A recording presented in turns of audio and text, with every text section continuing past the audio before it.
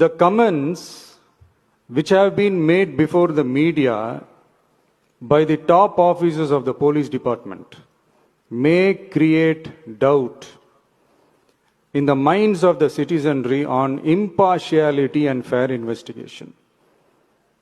The faith and trust of the general public on the process of investigation must be restored in the criminal justice system. அதாவது அரசு காவல் உயர் அதிகாரிகள் ஊடகங்களிடம் பேசியது என்பது பொதுமக்களிடையே நியாயமான விசாரணை நடக்குமா என்ற சந்தேகத்தை ஏற்படுத்தக்கூடும் என்றும்,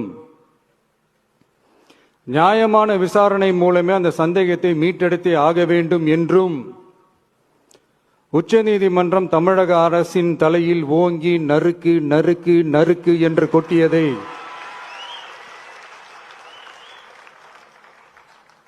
முதல்வர் அவர்கள் மறந்துட்டாரா?